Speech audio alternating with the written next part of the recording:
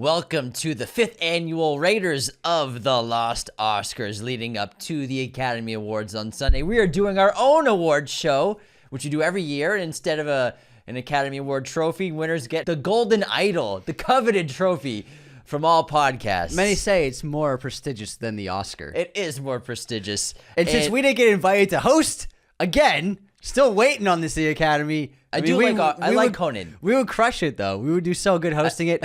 But since we didn't get the job yet again, we decided to do our own award show, which will be better. 99% of viewers would be like, who the fuck are these guys? What's going on? Are they twins? Who are these? But I mean, 2025 was a great year for movies. You know, I'm so happy with the box office performance, but also we got all kinds of movies. The Best Picture nominees are just all over the place in the best way possible.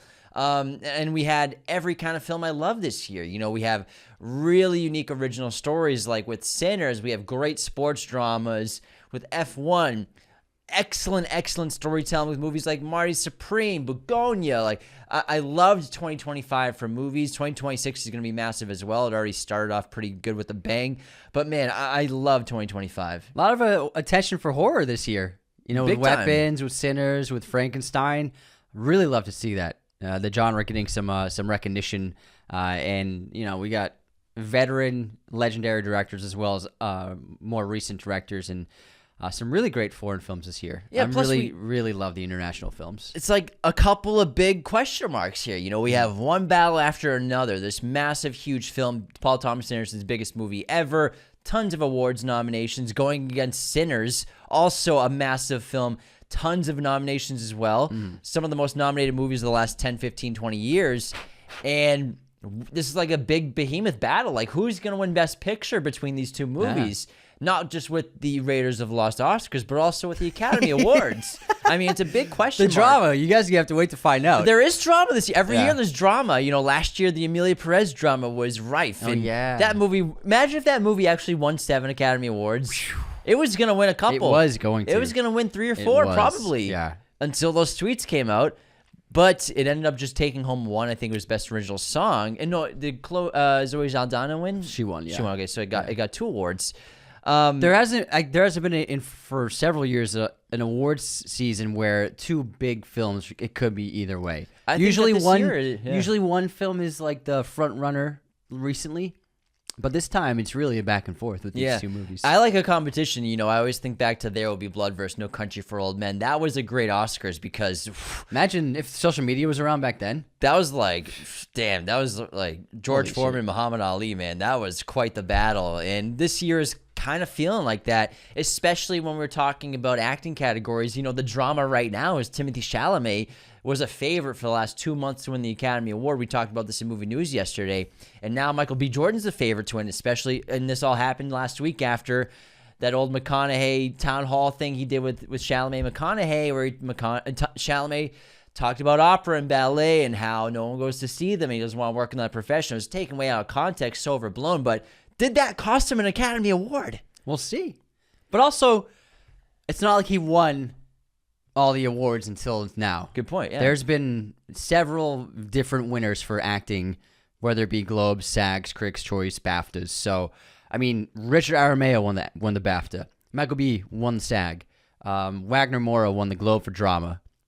And then the Critics' Choice, I can't remember. I thought Timmy won the Golden Globe. Comedy. So even in he won the comedy musical lead actor. So I don't even think he was always. I never really considered him to be the front runner. Not like a Jessie Buckley front runner. It has always been up in the air. Well, Jessie Buckley's not only a front runner. Jessie Buckley is a shoe-in. She already has the Oscar at home. There's no point. It's already in. She already has it. Yeah, they already etched her name on it. Her. Yeah, they etched it. And she's gonna walk up with the Oscar already in hand. She's like, "Oh, I brought this from home." Yeah.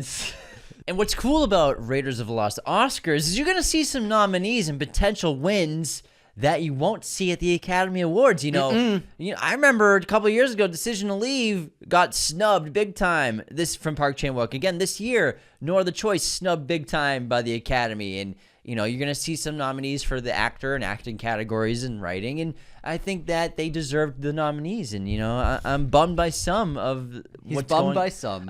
I'm disappointed. Joel Edgerton and Paul Mescal didn't get nominated for Oscars for their roles in Train Dreams and Hamnet, respectively. Come on, what are we doing, guys? What are we doing? It's crazy. I don't know what we're doing, man. I don't know what these voters are up to. I don't know what we're doing, guys. These voters, man. Get it together. Get it together. No, this is the chance where we can add some love to the artists who didn't get much. What were your favorite movies from 2025? If you had to like rank your top 3. One Battle, Hamnet, and then top 3, Surratt. Those are your 3 Surratt's favorites? my top Those are 3. like your personal favorites, or you think Personal faves. Personal faves? Yeah, those 3. Copy. That's a really good pick. Surratt's amazing. I think my 3 favorites would be Marty Supreme, F1, and Sinners. Nice. I like how we have 3 completely different Yeah, lists. they're very different. Yeah. Wow, look at very different guys. We're not the Different same dudes. guys. Different We're not dudes. clones. Different dudes. Different bros, man. But even for not heavily nominated movies, there's still so many great movies. I think Weapons is such a cool film. It's got nominations for Best Supporting Actor. You got to stop messing with your hair. The back right corner, you keep popping up like alfalfa. I don't care, man. I'm popping it. I'm popping it. No, it's not that bad anymore. But I had to fix your hair before the show started. It was popping it. It was pretty rough. But no, you got a nice haircut. I mean, yeah, thank you, man. Where'd you go to get that haircut? Supercuts. You went to Supercuts? I had to fix it a little bit. $30. You went to Supercut? $30, man. might as well go to CVS, bro. It's the same thing. She was very nice. It was a nice old lady. She was a grandmother, talking about her granddaughter. It was very cute. Oh, she did a nice job. Let me see the back. Yeah, I think got a nice fade. Yeah. Yeah, we got a big job in New York City next week. Not Oscar related, but and it's gonna grow to a perfect length for June when I'm in Italy. Exactly. But the Academy Awards this year, I think, are going to be really exciting. I think this is going to be their best show in years, with Conan O'Brien hosting back-to-back years.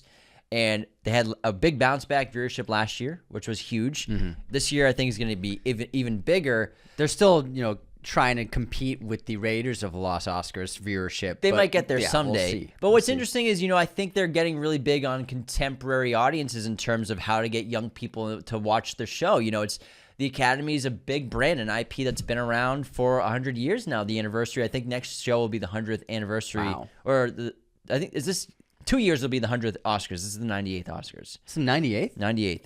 Wow. And the Academy's been around a year older than the Oscars, so in 3 years it'll be the 100th, or in 1 year it'll be the 100th. Carry the 2. 100th birthday of the Academy in next year.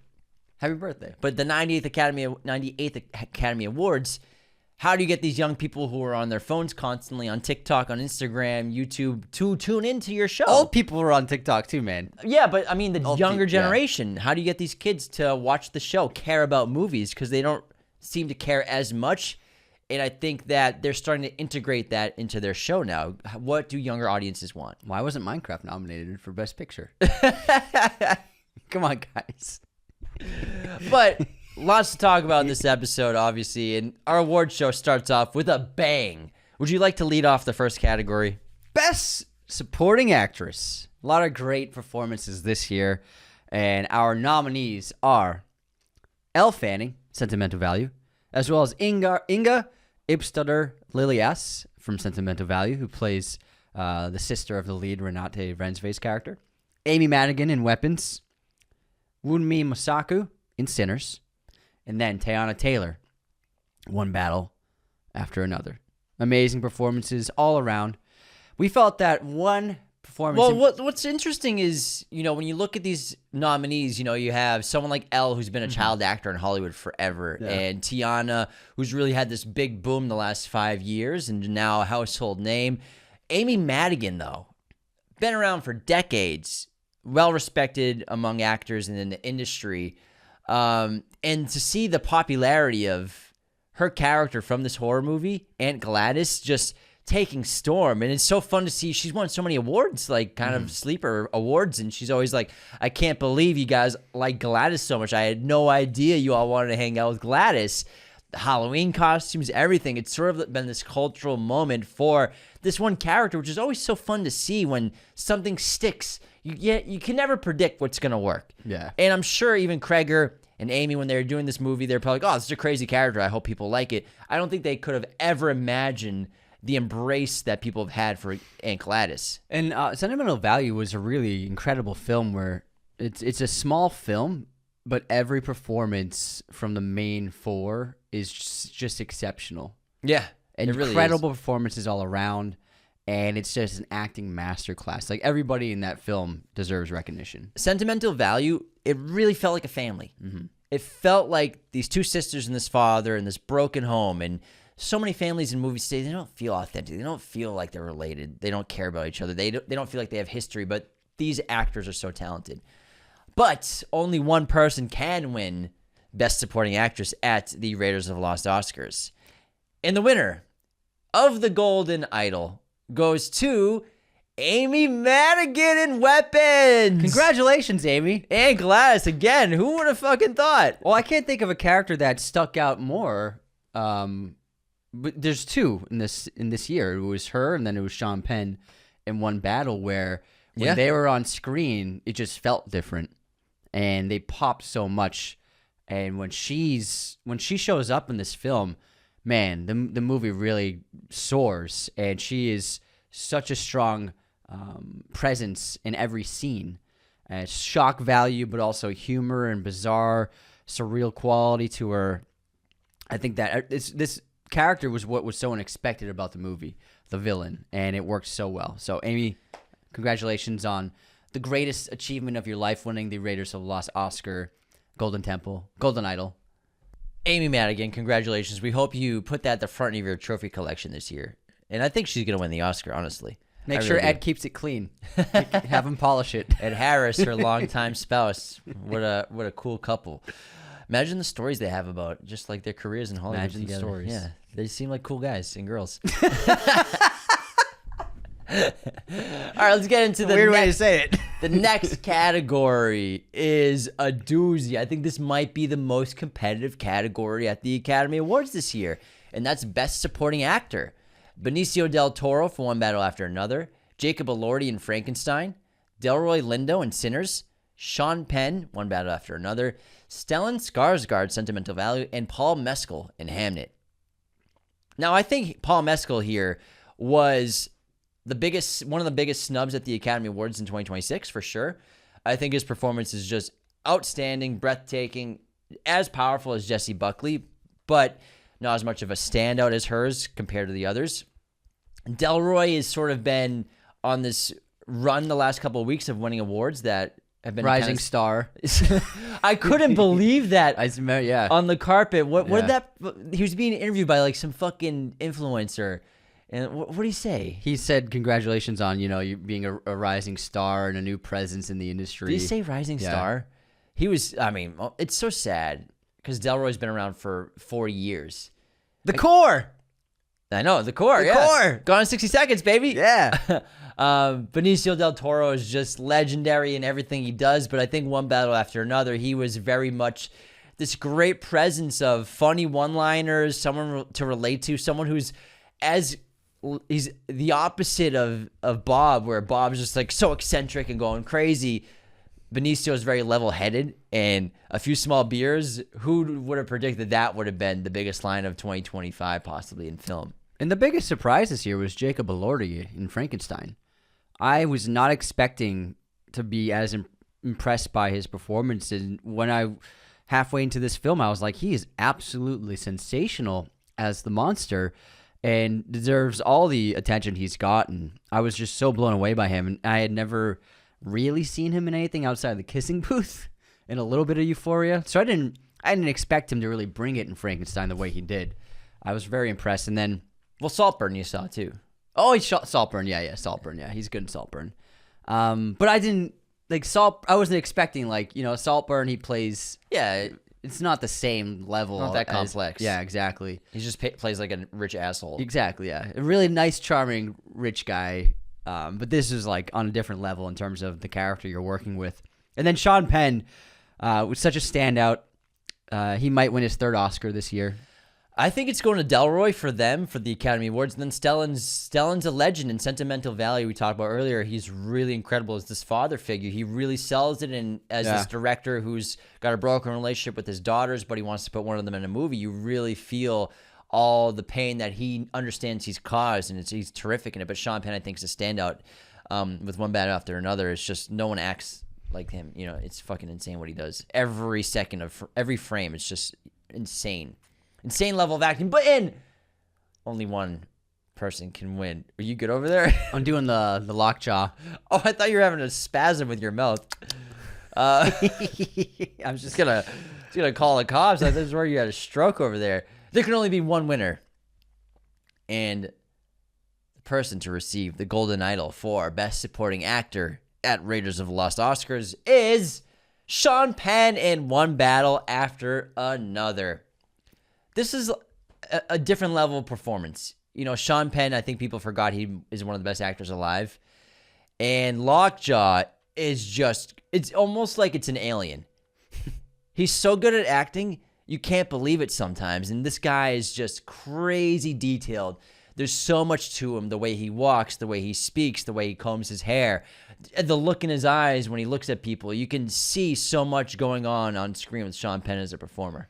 Yeah, he really heightens the tone of the film, along with some of the other stuff that PTA put in there. But Sean Penn elevates it, and every second he's on screen is memorable. And he's a character where, while you're watching it, you never know what's going to happen next with him. He's just one of those roles and one of those performances where anything can happen. And we just felt like we walked out of this movie, we were like, Sean Penn's going to win the Oscar. We're just like so blown away by him. Yeah, we just went back-to-back villains. Yeah, we love villains. Supporting actor villains and actress villains. So congratulations, Sean Penn. You've had a storied career, but everything led to this moment of getting the Golden Idol. We'll mail it to you with a pack of cigs. All right, let's continue our journey with Wait. I got to shout something out. What is it? The sponsor of this episode, our great friends at movieposters.com. Check out this amazing Dune Part 2 poster. We're about to talk about Timothee Chalamet, but look at Paul Atreides here with Chani. Our great friends at movieposters.com sent us this light box. It's housed and is also from their websites. Double-sided, it looks beautiful. Use our code Raiders10 at checkout today to get 10% off your order.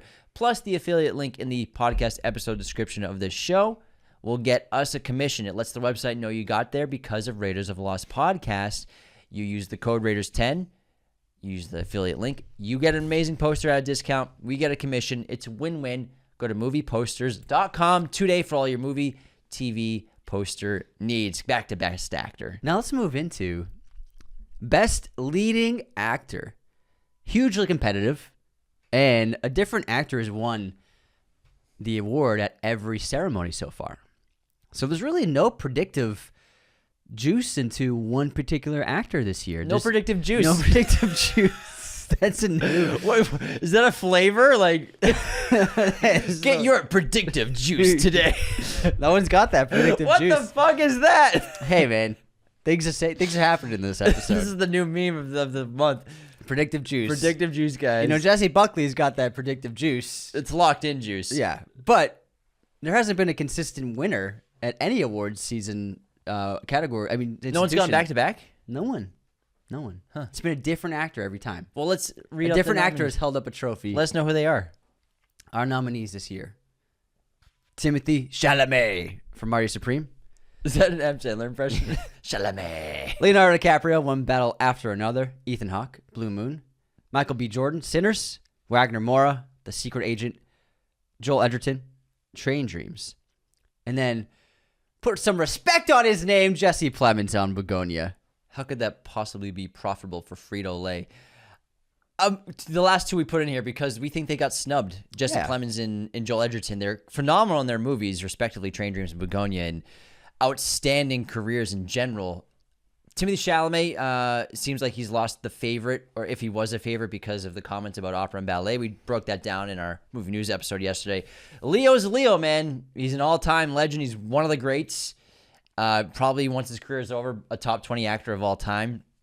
Could win his second Academy Award here with One Battle After Another. I would not count Leo out. Yeah. Ethan Hawke, Blue Moon, a sleeper. But Michael B. right now seems to be the front runner. He won the last big award. He won the SAG award.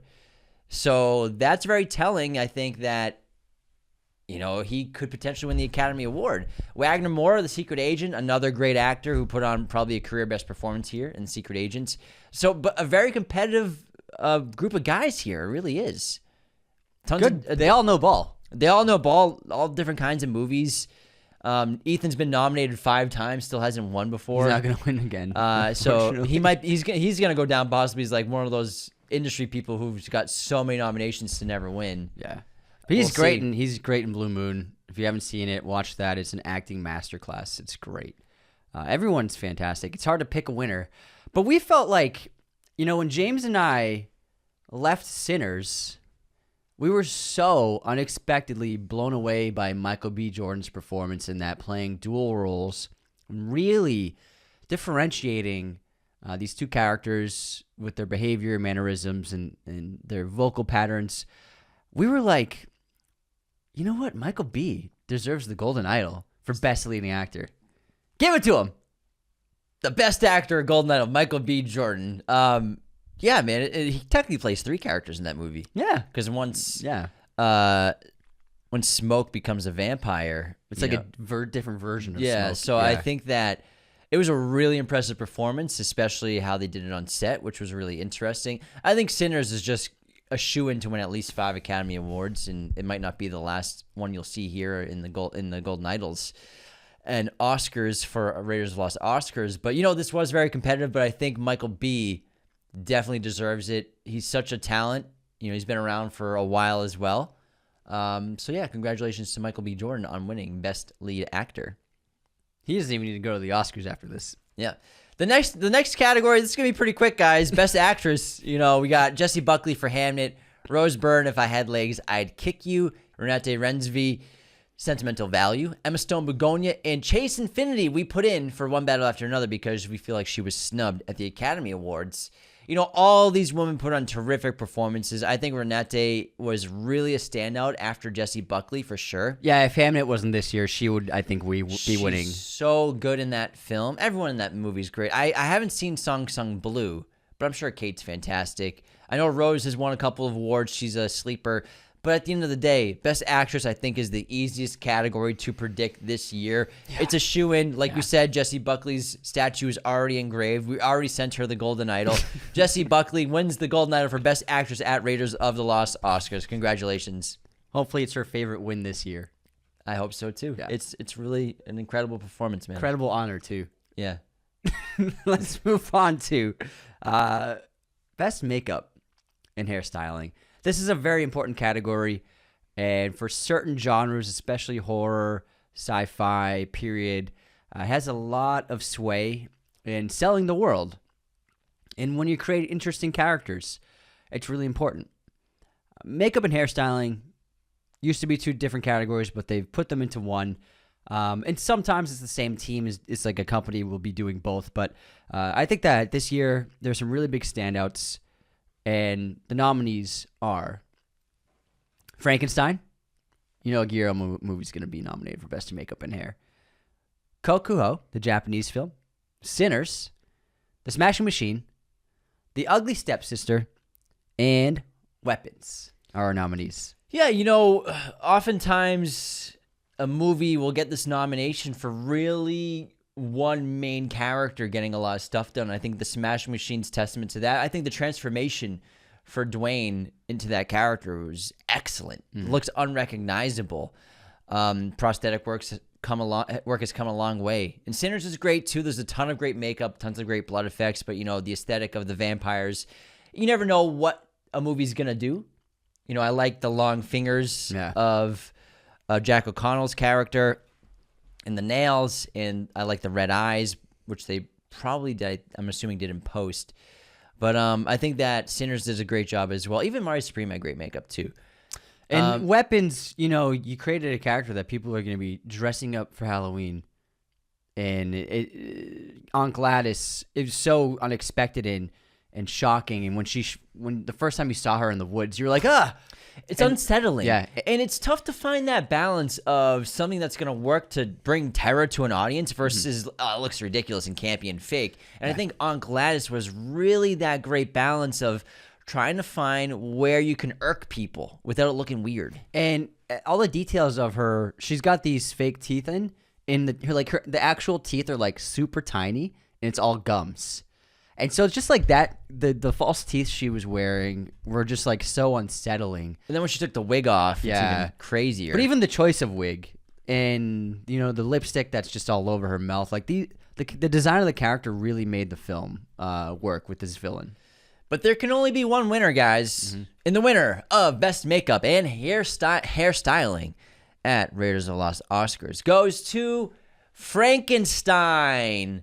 The prosthetic work alone done on Jacob Elordi's monster was just a different level. I love the aesthetic. Never really seen it done like that before in terms of making it really feel like different body parts of different people have been sewn together and fused together to create this being. And also the maturation of the character, the hair growth, stuff like that was really interesting. I think overall just what they did just with him alone. But then you get into the great wardrobe that combines with great hairstyling and makeup for characters like Mia Goth's character, even Oscar Isaac's character. I think everyone had a unique look. It fit the world so well for Guillermo del Toro's films, and I think it's just stellar. Yeah. And you're portraying different time periods and different levels of growth for all your characters, and it was done with just such expert attention and care. I loved Frankenstein's look and aesthetic. Let's move on to music. Best original score, guys. We had some great music from legendary composers. First of all, Begonia, Jerskin, Fendrix, terrific job. I love the style of that film, the eerie music that he created for it. We have Frankenstein by Alexandre Desplat, who's a legend, really fantastic Great composer. Score. He's done so many movies you've seen. Max Richter here with Hamnet. He doesn't do a ton of movies, but Hamnet was really a great film for him to come in. He also infused his iconic song into it. On the Nature of Daylight. On the Nature of Daylight. Has a great sequence in Hamnet. Brings a ton of emotionality to the film, like it does in every movie it's in. One Battle After Another, Johnny Greenwood. Great score from a great composer. An against type score, an action movie, and it's the way he does it. It's really interesting. I saw this great video. Yeah, it's like a video SNL actor. No, it's just a video of just someone on Instagram, and they did the Johnny Greenwood writing the score for One Battle After Another, and she's just like plucking random keys. Yeah, SNL. She was an SNL cast member for like the last 5 years. Was it her? Yeah, could have been. Also, we have F1, Hans Zimmer, the GOAT. Oh my gosh. Whenever Hans comes out with something new, it's fantastic. My most listened to album of the year. And then Ludwig Gorranson with Sinners, hitting all types of music here. The blues, contemporary hip-hop. He went with horror as well. Just really shaking you to your core with terror and dread with the music was excellent. And then Irish dancing. Yeah, I mean, everything. Yeah. It's a great year for music, but someone's operating on a different level. And everyone needs to start catching up because this dude's cleaning up every fucking year. And that's our winner for Best Original Score, Ludwig Gorranson for Sinners. It's an incredible score. There's so much to it, like James said. Different kinds of music, different kinds of genres, woven together with great instrument players. That showstopper sequence in the middle of the film. And that everybody just was risen into heaven as they saw it. There's so much to the score, and it was great. It's great listening to on its own. Some scores they work really well for the movie, but some scores do that as well as you can just listen to them over and over again nonstop. And this is an album that was on repeat in my Spotify for months. Ludwig's really cementing himself as an all-timer composer here. I still think, you got to get a couple more decades in under your belt and, win some more Academy Awards. He could win 2 here, which would put him past legends. But, he's still really young in his career, which is crazy. He's just so sensational. He's got such a unique voice. He can kind of do anything at the end of the day. When you look at, The Mandalorian to Tenet, to Oppenheimer, Sinners, also produces a lot of music for musicians, Black Panther. He's really got this unique style that no one else can replicate or no one else is really even doing. And I think that's what makes him special, and that's what makes these composers in general really special. Is they're all auteurs in their own right and develop their own styles. And Ludwig can do anything. And he's, in 20 years, he could be an all-time legend and an all-time great at composers. He's about to win his 3rd Oscar. Would it be 2nd or 3rd? 3rd. What do you win 2 for? Black Panther and Oppenheimer. Oh, he won an Academy Award for Black Panther? Yeah. No way. Yeah. He's about to win number 3. Isn't that crazy? That's a lot of Oscars. Yeah. That's nuts because Hans has only won twice. Yeah. And John's only won, I think, 3 times, if that. I think 5. Let me check on John Williams. Yeah, I think 5. Because he won for Jaws. He won for Schindler's List. Won for Star Wars: A New Hope. Did he? He won for 5 E.T.? wins. Yeah, So he's 5. won for Star Wars, Jaws, E.T., as well as Schindler's List, and Fiddler. Fiddler on the Roof. Yeah. So yeah, but that was for song. Adaptation and original song. So he's won. Yeah, he's got 5 Academy Awards, but he hasn't won since 1993. Really? The last time John Williams won an Oscar was 1993. Oh my God. That's what's crazy. That's crazy when you think about it. What the fuck? That's wild. What? Look at that. 30 years? 1971, Fiddler on the 33 Roof. years? Jaws, 1975. Star Wars, 1977. E.T., 1982. Schindler's List, 1993. Wow. Has not won since. Holy moly. He should have 10. Yeah, he could easily have 10. Like, how do you not win for Harry Potter? I don't know. What came out? What won that year? Oh, Fellowship won that year, I think. Howard Shore? Yeah. Probably, yeah. I think that was the same year. 2001, yeah. Yeah. Same year. Fair win. So, yeah, congratulations to Ludwig on your Golden Idol. His 3rd Golden Idol as well. Good job, man. Probably. All right, let's move on. Let's get into some writing. We love some good writing. We love some good screenplays. And Best Adapted Screenplay will be the first category. And some great nominees. Bugonia from Will Tracy. Frankenstein, Guillermo del Toro. Hamnet, Maggie O'Farrell and Chloe Zhao. One Battle After Another from Paul Thomas Anderson. And Train Dreams by Clint Bentley and Greg Quaidar. Bunch of really good movies. I've never seen the original Begonia film that it's based off of, but I'm kind of curious about it. And then, Yeah. you know, Frankenstein has been a passion project of Guillermo's for so long. One Battle After Another, it is adapted, but it's, what I understand, it's very, very loosely adapted from that book. And then Train Dreams, I did not know was an adapted screenplay. But I like what Guillermo did with Frankenstein. He added some really new elements that helped differentiate it from other adaptations that were a little more faithful. Kenneth Branagh made a very, very faithful adaptation, and then Guillermo, put his twist on it and personalized it to him as a human being. And I really like what he did with that. But I have not read any of these other novels. But only one person can win the adapted screenplay, or one movie can win Best Adapted Screenplay. And the winner is One Battle After Another for Paul Thomas Anderson. This is the year of PTA. Finally. I think it's going to happen. I think he's going to win 2 Academy Awards on Sunday. But he's got a Golden Idol right now. Congrats, Tom. PTA, I mean, Paul, not Tom. This is the one movie where, as you're watching it, you have no idea where it's going to go next. And it was a movie that was constantly surprising you. Constantly, not so much from twisting, but just being like, I don't know what could possibly happen next. And then I don't know where we could go after this. And that's really something special, to keep an audience on the edge of their seat and to keep them guessing and to keep them from feeling like they could guess how the movie will end. There was no way of predicting how this movie would end when you were watching it. And it was something that it's so rare to see in screenwriting, as well as just the specificity of the characters. Everybody was so well fleshed out, so well described, and so well performed. Best dialogue of the year, I think. Yeah, great dialogue in this. There's really nobody like PTA, and I'm really glad he's getting so much attention finally, after making so many masterpieces. But again, One Battle, in a way, is his most mainstream appealing plot, and I think that's why he's getting so much attention, because it's the most accessible PTA movie possibly that he's ever made. Let's move on into Best Original Screenplay. We have Blue Moon from Robert Kaplow.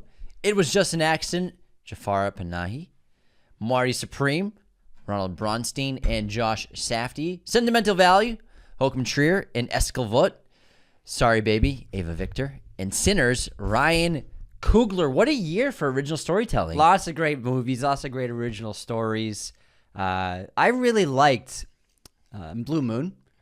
It was a dialogue-only movie, basically. There's very little action in that film, and I was really impressed. Like, it's 90 minutes of just dialogue, and I was locked in the whole time, and that's something that's really difficult to do, to have literally not much happening physically, but I was still along for the ride the whole time. Did it feel like a stage play? Yes. We're actually going to New York next week, and we're going to see Dog Day Afternoon. And Broadway! Starring John Bernthal and Eben Moss Backrack, and I cannot wait. I love that movie. I just recently rewatched it at the New Beverly Cinema. I saw it 35mm. It was fantastic. But I can't wait to see that live. Yeah, first time going to Broadway. It's something I've wanted to do for a while now, so I can't wait to see them on stage. We're going on our birthday, March 19th. We're going to get dinner in New York City in the Big Apple. Going to go to Broadway, the boys' night out. The boys boys get dressed up, get all fancy. We should dress up. Yeah, have a couple glasses of wine. We should go to Italian dinner before. That'd be great. Back to the nominees. Sentimental Value, I think, is just also outstanding. Yeah. It's a really great original film about movie making, but also not about movie making. Really about family that I think everyone can relate to. I thought it was a really great script. Lots of great humor and sarcasm in there as well, which I think a lot of the Northern Europeans and Norwegians just kind of have that tone in their life and humor. But Sinner's also outstanding.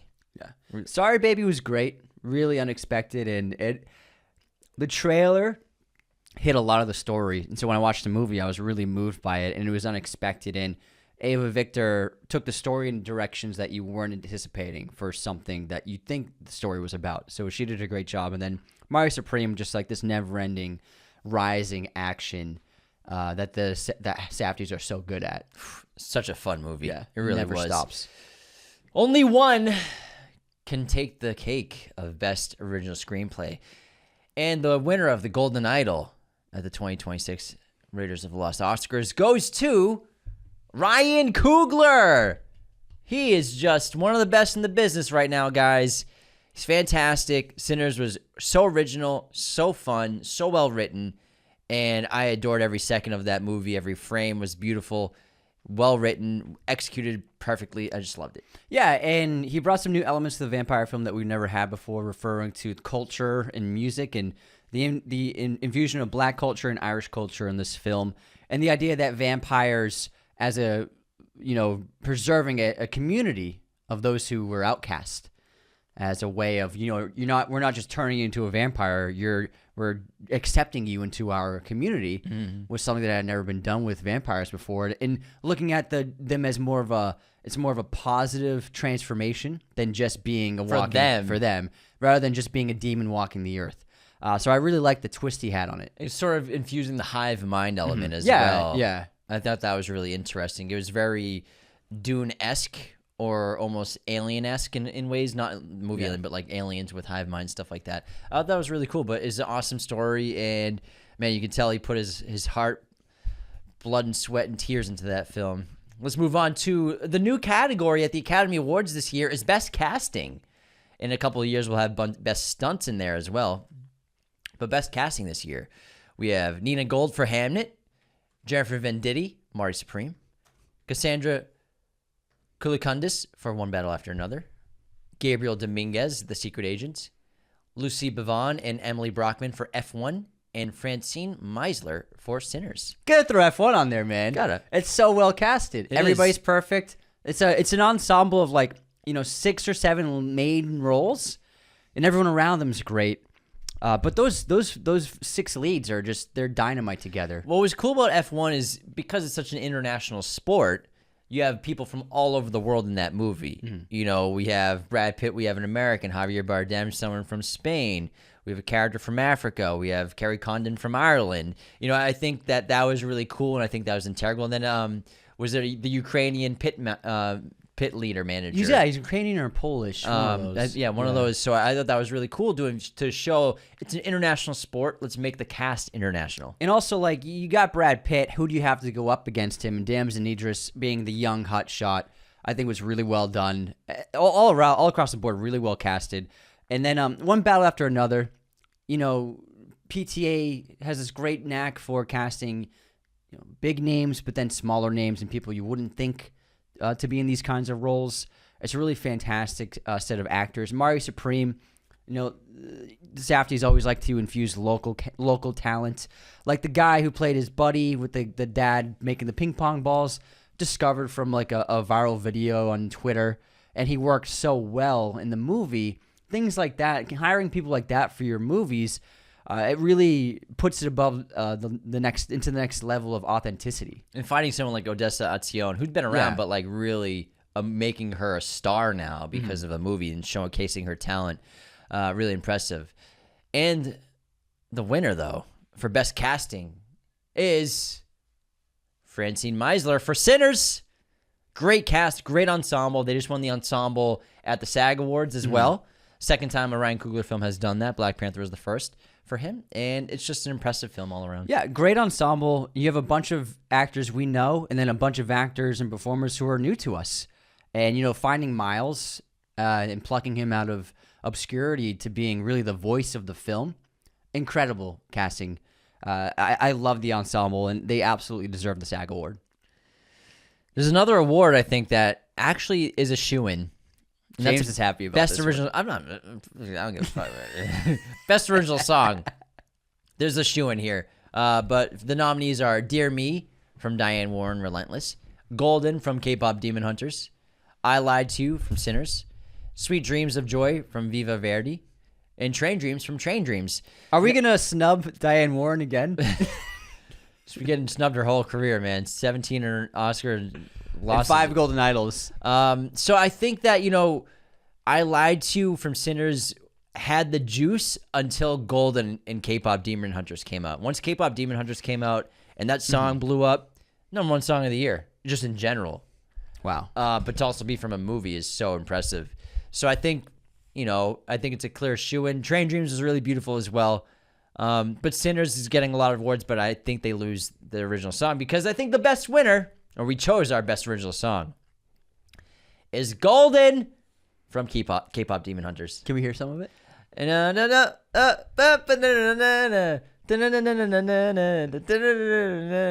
one, the Golden Idol.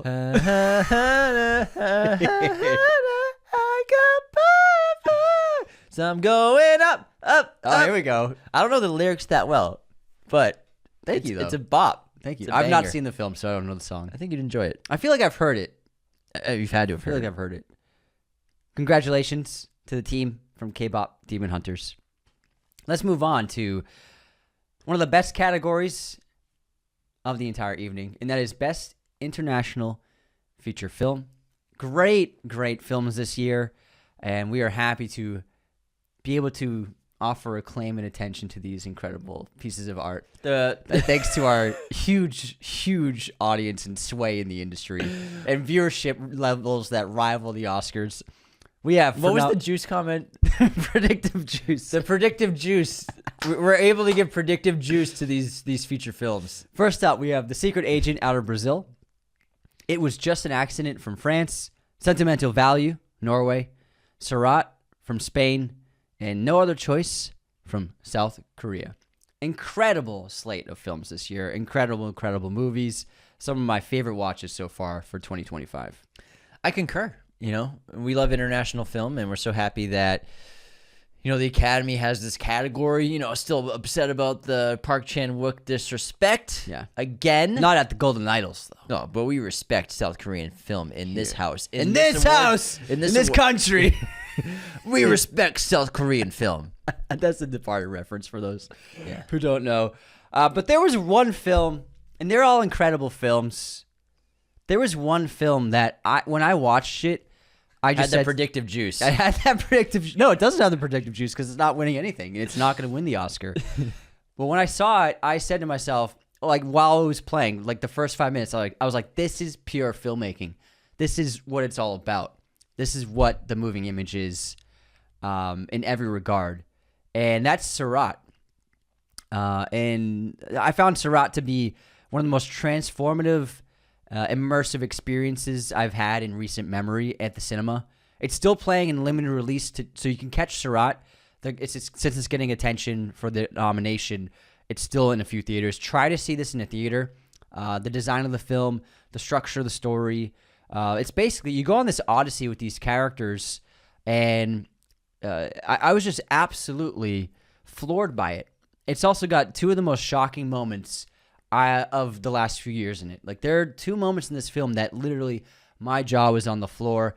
There was one point where I was hands on my head for 5 minutes straight. I was just in complete shock about what I had witnessed. And no other film got such visceral reaction from me in 2025. I think it's one of the far and away one of the great films of the year, and it's in my top 3 for those reasons. So I think Surratt deserves the best international feature film, Golden Idol. Yeah, I mean, no predictive juice at all. Like that's crazy. Nobody saw that coming. High praise. Next, I think we have some predictive juice for best animated feature. I think this is another shoe-in. The nominees are Arco. I don't think Arco, fuck yourself. Anyone. I don't know anyone that saw Arco. Me either. Elio. K-pop Demon I thought Hunters. you were gonna do the whisper. Little Amelie, or the character of Rain, and Zootopia 2. Obviously, Zootopia 2 was the box office smash here because K-pop was the Netflix release. But the winner of Best Animated Feature Film is K-pop Demon Hunters. This movie's great. It's a lot of fun. I was very skeptical. I saw it before I hosted a panel. I was like, yeah, well, I'll check it out. I fucking enjoyed the hell out of this movie. I never wanted noodles more in my life as well. You can't deny that with K-pop and with Frankenstein, Netflix proved that their movies can have cultural significance. For sure. You know, people say, oh, Netflix movies, nobody talks about them after they come out. But K-pop took the world by storm, and Frankenstein has just been in the zeitgeist since its release as well. Yeah. So those are 2 films from Netflix that didn't really play in theaters, but still had cultural power. But imagine, I think, the cultural power K-pop would have had even more of if they released in theaters. But would it have been a box office hit if it came out in theaters? I think absolutely. Really? I think absolutely. Right. But it was the most viewed thing I think Netflix has ever done. Yeah. No. Number 1 thing. But yeah, K-pop Demon Hunters. It's a fun time, guys. It's a good time. It'll get your head bobbing. It's very funny. It's very funny. Maybe I'll watch it one day. Let's get back into other awards. Taking it away with Best Production Design, one of my favorite categories. I respect production design so much. It's such a difficult art that is so integral to world building. And, you know, there are some amazing creators in this film, in this category. Frankenstein, Hamnet, Marty Supreme, One Battle After Another, Sinners, and Mickey 17. Don't forget about Mickey.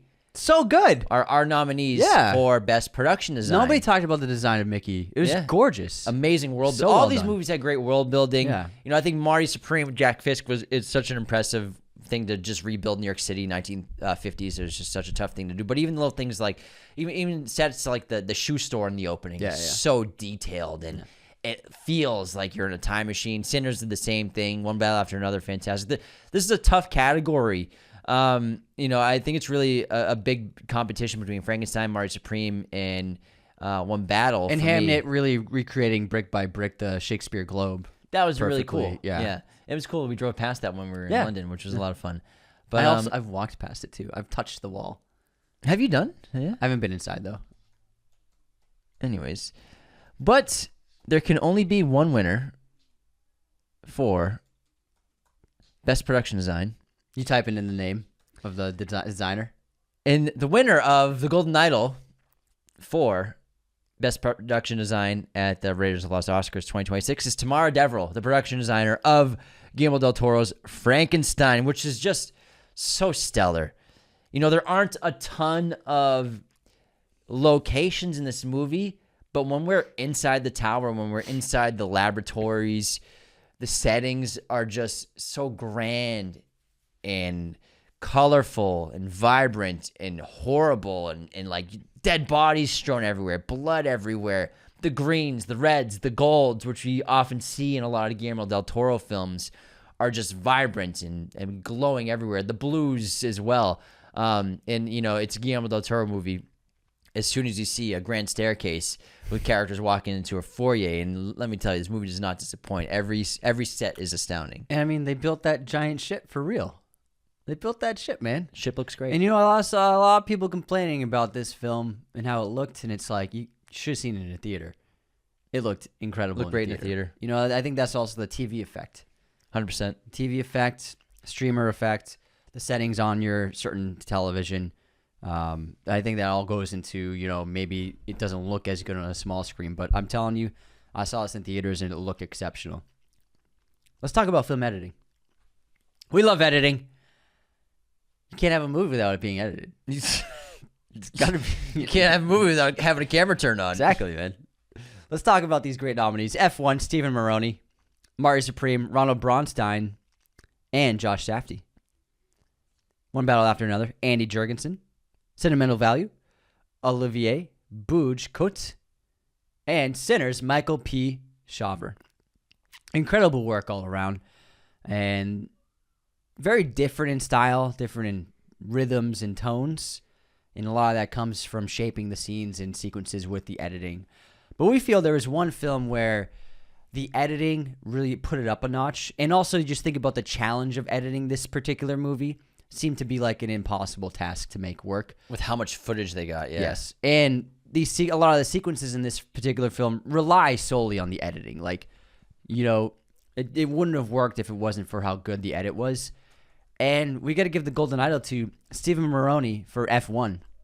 Just exceptional work.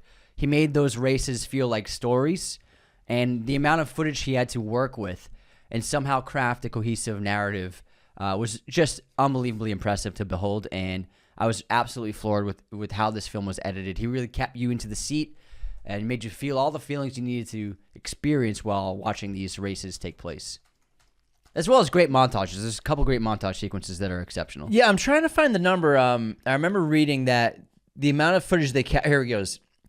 F1 the film captured 5,000 hours of raw footage. Oh my God. 5,000 hours of footage was captured for this film. Wow. Now, imagine the fucking clusterfuck of editing that. How do you fucking label all that? A lot of the footage is the races and stuff like that and capturing what they could at events. But still, the amount of cameras they were using, just the F1 cars themselves had 8 mounted cameras. The helmets had mounted cameras. That's just the cars. Not to mention the helicopter shots, the stadium shots. There's cameras everywhere. There's an iPhone shot in this movie, too. When Sonny is shifting gears, one of those shots is an iPhone shot. So the amount of coverage that was done for F1, and then you take that and you cohesively edit it into a movie, but then you have to create tone and pacing and suspense and tension for the races. What a feat of editing. It's so impressive. Yeah. Congrats, Steven. Could be Stefan. It's probably Steven. Steven, probably. It's very seldom Stefan. If it's Stefan, it's an F. Yeah, so Steven. Best sound time. And a lot of similar nominees here. We have F1, Frankenstein, One Battle After Another, Sinners, Seurat, and Warfare. I think a couple standouts, though, for me are Warfare and F1. Anytime there's a racing movie, I think that it has to be really considered for best sound. But Warfare, I think, was one of the best sounding movies I'd heard in years. It was really the most important part of that film and its visceral experience was the sound. And it didn't get nominated. Did it get nominated for an Academy? Yeah, so it got snubbed. It did get snubbed. A really good movie. Disappeared. Also, Seurat, exceptional sound design. Amazing, amazing work. But again, it's F1, baby. F1. Best sound. It just won Best Sound at the Guild Awards for ASC. And we think it deserves it. This is the best mix, the best design. So we're giving the Golden Idol to F1. Yeah. Yeah. We're giving it to So, you gotta let the audience. James isn't happy with my announcements. Well, you're not saying that it won. You're like, and F1's no. I said we're giving it to F1. So there's two different. I give like you can do it your own way. It's fine. I said we're giving it. We're giving it to F1. No, you do the thing. You do the thing. You do the award for best sound goes to. This isn't the Oscars. It's the Golden Idol. We do it however we want, baby. Okay, the award for best idol goes to F1. Thanks. You happy? Yeah, a little bit. I mean, you could have had some more pizzazz in there. It's not, the pizzazz has been sucked out of me. F1, congratulations. Moving on to best visual effects. Is there even a point? I will say the nominees, first of all, are Avatar, Fire and Ash, F1, Jurassic World Rebirth, The Lost Bus, and Sinners. Sinners, I think, was really cool, impressive in terms of what they did with the sky. A lot of the visual effects were the sky in this film. Jurassic World Rebirth, ILM, they're wizards. And I will say this: the visual effects were great in this movie. It looked incredible. It really did. In F1, you'd be shocked how many visual effects shots are in this movie. Tons of CGI. and they really did a seamless job blending in or erasing cars on the track. Like, that's not easy to do. This fucking guy. I'm trying to give some insights here, and you're just like, oh yeah, Fucking co-host sucks over here. This is why we don't get to host the Oscars for real, because you'd be sitting there like, this idiot's fucking it up. But Avatar: Fire and Ash, guys, different level. So the award for Best Visual Effects at the Raiders of the Lost Oscars goes to Avatar: Fire and Ash in the absolute astronomical wizardry they do over there. James Cameron and his team, we got to see it firsthand what they've done with the infrastructure, the programs they've created, the 3D filmmaking. It's just a different level. It's just absurd what they're doing. And it just looks so real. There's nothing that really comes close to the Avatar films outside of, I would say, the Apes movies are pretty close. They look really fucking good, but Avatar is just even better. Yeah, there's no point even nominating anyone else. And this time around, it was just like, holy fucking shit. It's somehow even better. It's nuts. It's somehow better. Nuts. All right, we have 4 awards left, guys. Oh my God. We got some doozies. Let's start off with Best Cinematography. Don't want to get ahead of myself. The nominees this year for these exceptionally looking films: Frankenstein, Marty Supreme, shot on film, One Battle After Another, shot on film, Sinners, shot on film, and then Train Dreams. Incredible pieces of art. Frankenstein and Train Dreams shot on the RE35s. We think that there's a film, all these are exceptional. One Battle's been getting the most wins for cinematography, but there is a film James and I saw that, took our breath away and captured the spirituality and wonderment of nature and natural lighting. There's a film that used 99.9% natural light.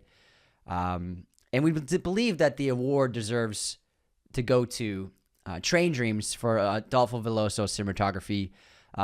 We think that it was the most exceptional, nuanced, and emotional cinematography of the year that connected you to the characters in an amazing way. And also got us some really exceptional shots, like strapping the camera to a tree as it falls over was something that just I was so floored by that.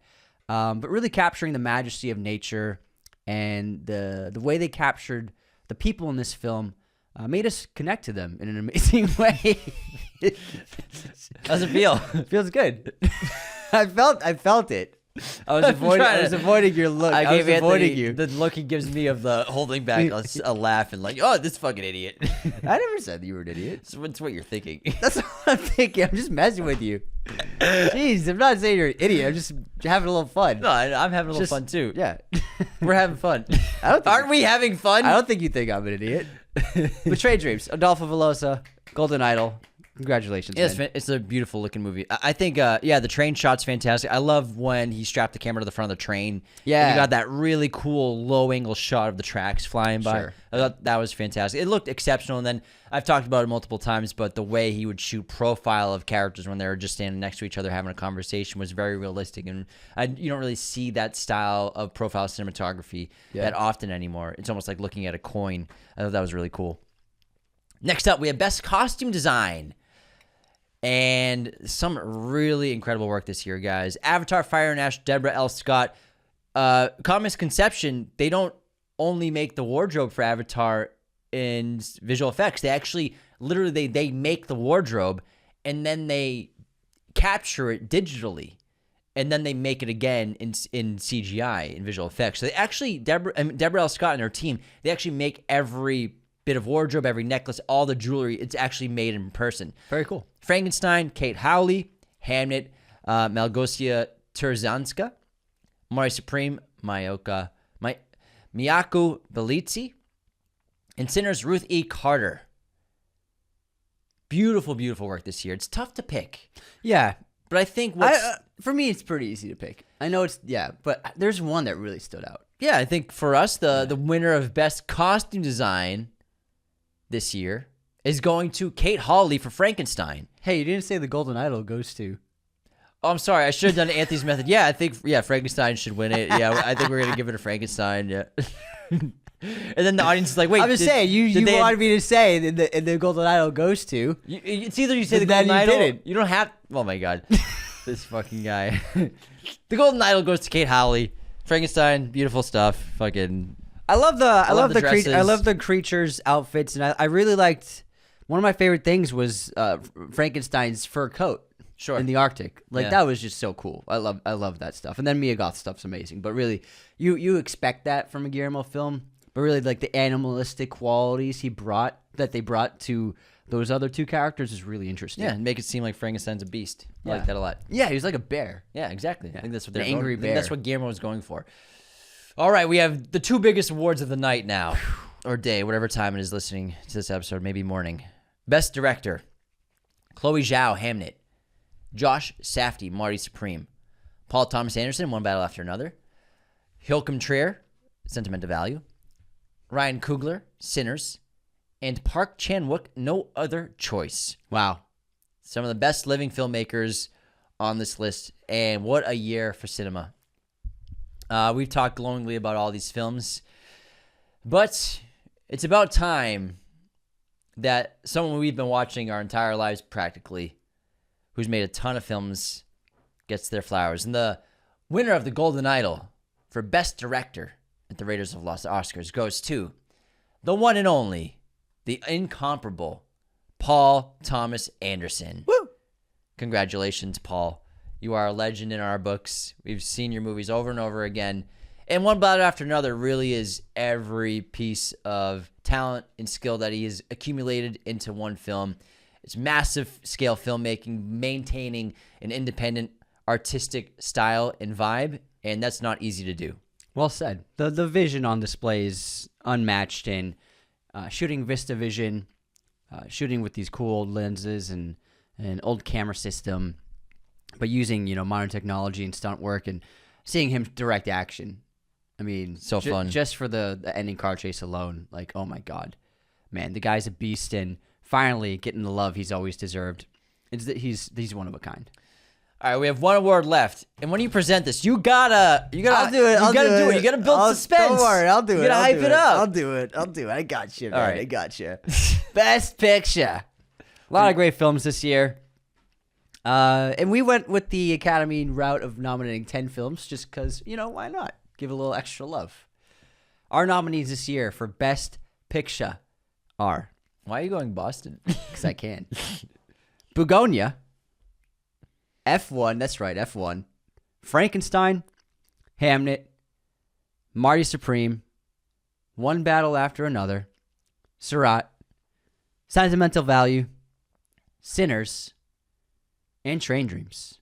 A really great list. Very different films. There's really no repetition here. Incredible original stories this year as well as adaptations. And, man, I had a great time going to the movies this past year. 2025 was awesome. It's very enjoyable. Yeah, it was a really great year and incredible films. And I think it was a great bounce back year following COVID. One of the best, if not the best, since 2019. But there can only be one winner of the coveted Golden Idol.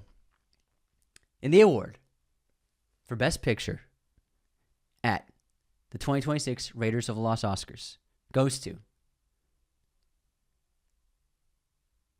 One Battle After Another. Woo! See, wasn't that fun? You're building suspense. You like my pause? Yeah. You like the pause? I felt that, man. I felt it, man. Yeah. Thanks, yeah. man. See, isn't that more? Yeah. That was See, fun. now we can get a hosting job for the Oscars. Yeah, I mean, this is the predictive juice, I think, right now, as Anthony likes to say. Predictive juice, One Battle After Another, probably going to win the Academy Award and definitely won the Golden Idol. It's, Paul Thomas Anderson operating at the height of his powers right now, just like a lot of filmmakers, once they hit that sort of 50-year age and they've made 10 movies and they're just experts at their craft, they really start making magnificent films. I think One Battle absolutely is. Yeah, there's nothing like it, and it's timely, but also completely original and unique and memorable and unexpected in all the right ways. It's a masterclass of filmmaking and bring the traditional techniques into a contemporary landscape is so much fun. I loved it. All right, well, that was a lot of fun. That was great. Yeah, we appreciate you all tuning in to our annual award show, Raiders of the Lost Oscars. We'll be tuning into the Academy Awards, but in terms of episodes reacting to the Oscars, we're pretty busy. We're going to be in New York. Yeah, doing some Project Hail Mary. We'll let stuff. everybody else react. Yeah, so maybe we'll make some videos, but don't expect an Oscars reaction episode. At least maybe if we do it for at least a week, we'll be busy in New York, and you can watch us hosting a Project Hail Mary show on March 18th with Audible and Amazon and Project Hail Mary. We're gonna have the creators of everything Project Hail Mary. We'll have Andy Weir, the author of the book, Ray Porter, the voice actor for the audiobook, as well as Drew Goddard, the screenwriter. Phil Lord, Chris Miller are going to come on the show as well to discuss. It's going to be an incredible time. Wednesday, March 18th, 12 p.m. Eastern time. You can tune in online. And I believe you can watch on your Audible app. You can watch on Amazon maybe, probably on YouTube. We'll give you more information as it comes out. But March 18th, mark your calendars. And you can chat with us live. We're going to be responding to super chats, and people can ask questions, and we'll ask the filmmakers and writers questions while we're there. So mark your calendars, guys. March 18th, 12 p.m. Eastern time. Anthony and I live hosting Project Hail Mary show, a huge event. It's going to be so fun. In the meantime, though, thanks for tuning in. Be sure to do the things that help our show the most. Patreon.com/Raiders of the Lost Podcast. You get the ad-free version of every single episode. You could listen to the show without commercial breaks, as well as bonus episodes, bonus content. 5-star ratings and reviews on Spotify and Apple are integral to our survival and growth and keeps the show nice and healthy and strong. So please do that if you can, as well as following us on Instagram, TikTok, YouTube, leaving comments, subscribing, liking everything. The only reason we get cool jobs is because you interact with us, and you leave comments, and you follow, you put us in your stories. That's what helps us so much. So keep doing that. We appreciate you all so much, and take care. See you next time.